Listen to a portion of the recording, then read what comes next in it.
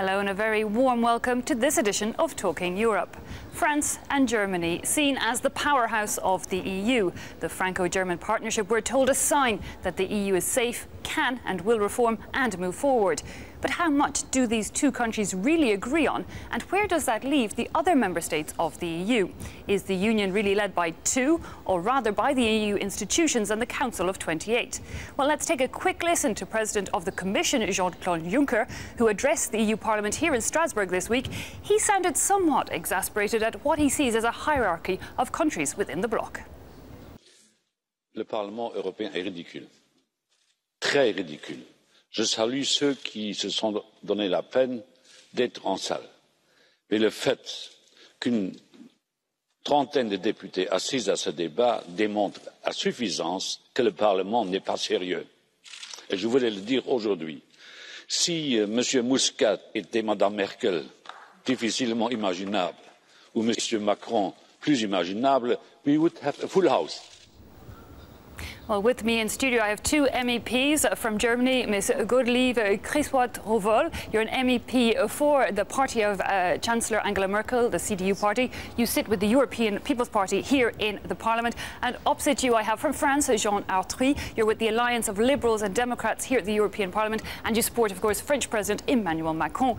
Can I first ask you a reaction there to what we heard from Jean-Claude Juncker? He seems pretty fed up with what he sees as the dominance of both of your countries. I'm surprised. I'm surprised because, you know, such a plenary is not always very exciting. And it is possible for each member of the parliament to watch the address from his office through TV. So I am very disappointed by such comment from Jean-Claude Juncker. Ms. Quist-Hout-Rovol, I mean, at the same time, is it not a fact that smaller countries count less in the EU? No. It is.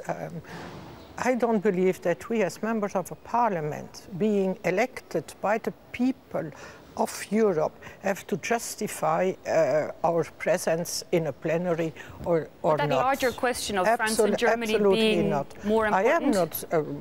I don't know, maybe it's possible. We have the difficulty with the presidency of Malta, that there are allegations against the president. So, but there is no obligation for us to be present there. No obligation at all. So also surprised and we at this have to control the Commission and not the opposite. But tell me, Mr. Arthuis, because a lot of people do echo not the fact whether or not MEPs perhaps were in that plenary session, but the question of the dominance of this Franco-German alliance. A lot of the smaller countries, you know, kind of fear it's a little bit unfair. At the same time, is it not understandable, and does the EU not need the bigger countries to move forward on and bring the rest along with them? But, you know, I come back to Jean-Claude Juncker declaration, very surprised. Because, as you said, he has been elected by the parliament. And he has to question about the interest and the interactivity of such plenary session. What he said yesterday, we had access to such information just after the council. It was So for you, it was a waste of time, what was happening yesterday. Yes. So maybe there's a problem then in how the EU institutions function as a whole. Yeah. I mean, bringing people all the way to Strasbourg for things that we maybe have better things to be moving on with. But really, I am interested because I do see a hierarchy of countries in the EU. Perhaps it's necessary.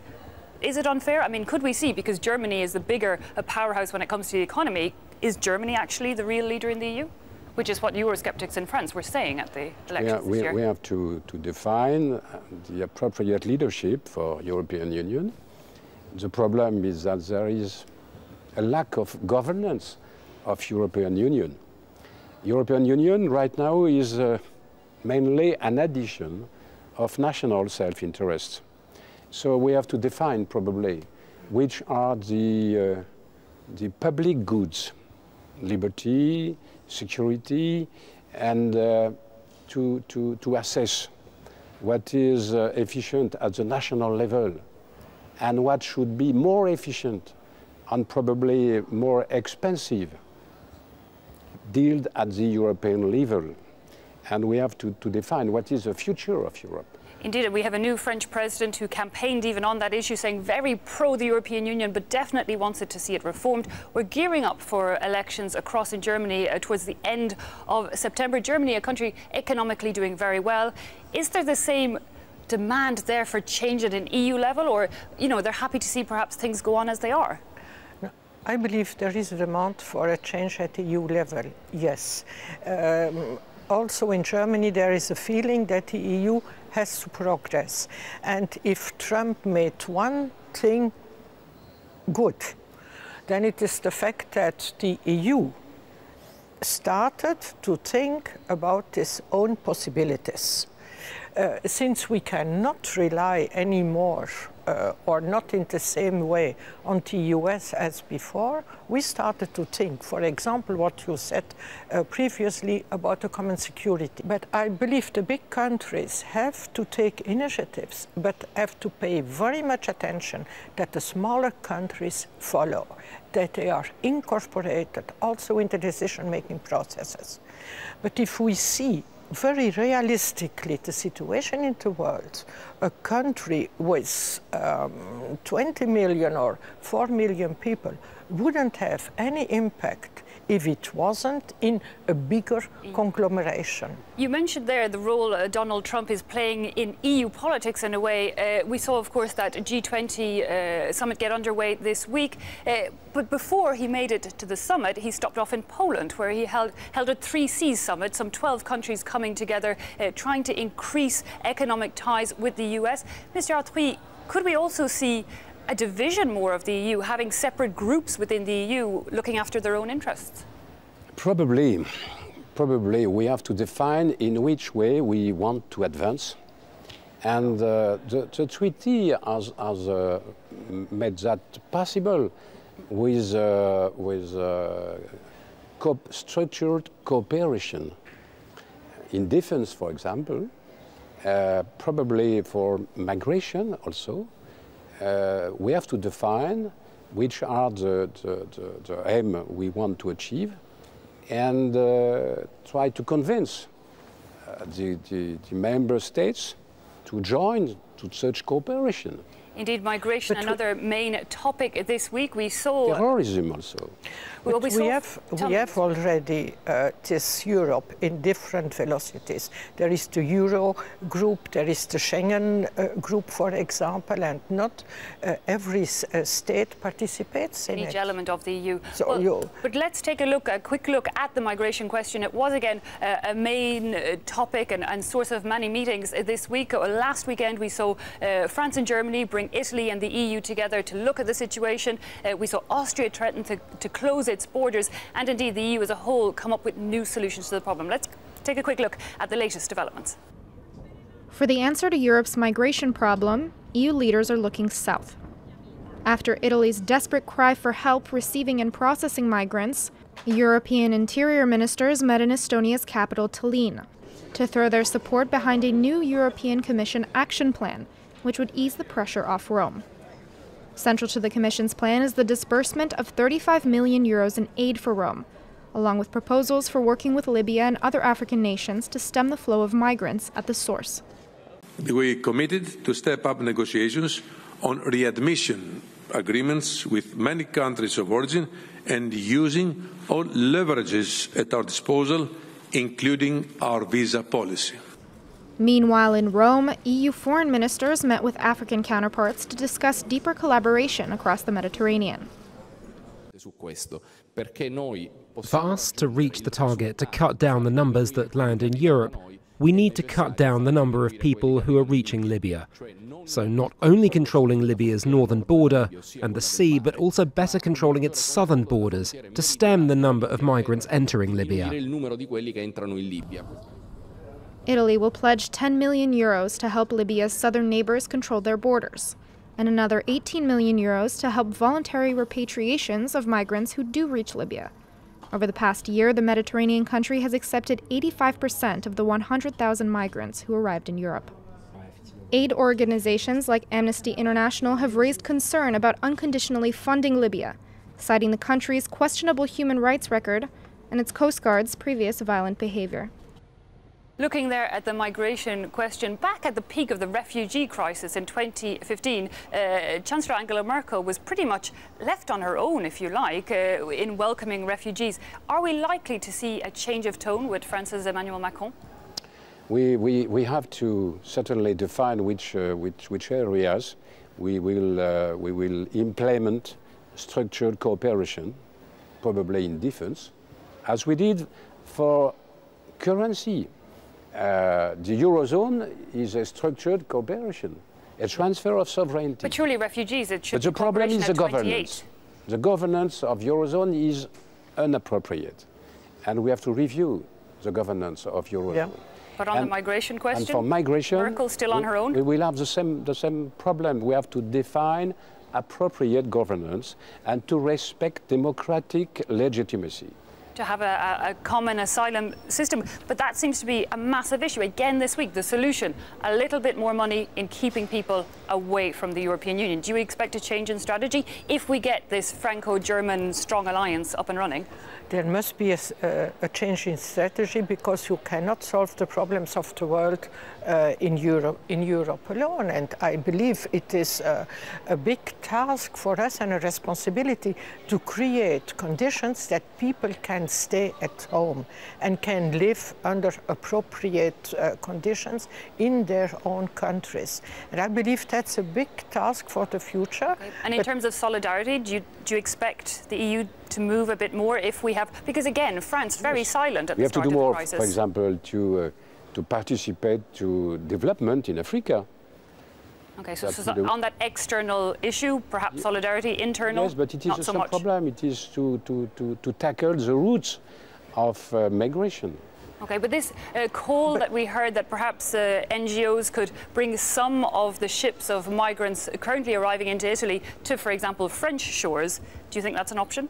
No, we have to be the solidarity is a rule. Yeah. We have to find a way, but we have also to find a way to integrate the people who are already here.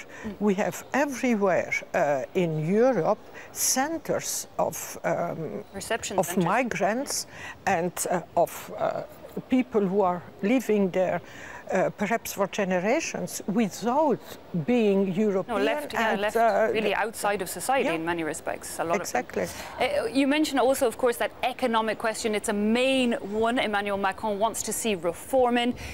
Germany, however, this might be a hard sell. It's the country that has a surplus. It doesn't want to feel it's going to be the one having to take responsibility for other less fiscally responsible European countries. What will France have to do in order to convince Germany, and what might Germany want in return? Well, first of all, I am convinced that France has to make some reforms in France. That's the first thing. We do that. Well, 15 years ago, it was Germany who was the ill patient of Europe. And Chancellor Schröder made the reforms. But they were harsh, no, they were quite difficult for the people. They were hard, and until now, his party didn't recover really from his reforms. But for credibility of France, it was a very good thing. But that's the first thing to do. And the second thing is that I believe there must be an increased dialogue between France and Germany, because the systems are different. France is more centralized, has more impact from the official, from the state side. In Germany, it is more in the federal system, so the structure and can it is be more looked a at. private system. I believe we need a better understanding of the differences to make the future steps. Jean-Arthur, step number one, reform at the French level. We have heard from the President and Prime Minister that that is on the cards, but the French people? The credibility of France and the aptitude to participate to leadership, European leadership, is based on fundamental commitment to reform. And I am sure that we have now a majority government to implement the structural reform in France. But won't we have protests on the street? We've seen that in the past when past governments, even Hollande's government, tried to change economic reform. People took to the streets. We are in a new era, I'm sure. The French people as well? Yes. They're more optimistic now. If a government with this majority cannot make reforms, and I don't know which government will make it. You are in a very good position. If it's not now, it may be never. We're also hearing about this Eurozone budget. There's talk that maybe Germany, in order to sign up to this budget, would like control of the European Central Bank. Is that something, might they want some kind of security elsewhere to sign up to that budget? We need a Eurozone budget, certainly, but we need a true governance. There is a lack of governance. At an EU level? As a Eurozone level. At the Eurozone. That president level. of the Eurozone. We need a full-time minister for financial, economic and budgetary... And budgetary, yes, too. And could that be the same person as our Commissioner for Finance? We need a treasury at the Eurozone level. But what we need maybe a chamber. No, I wouldn't go as far as to create new chambers and so on.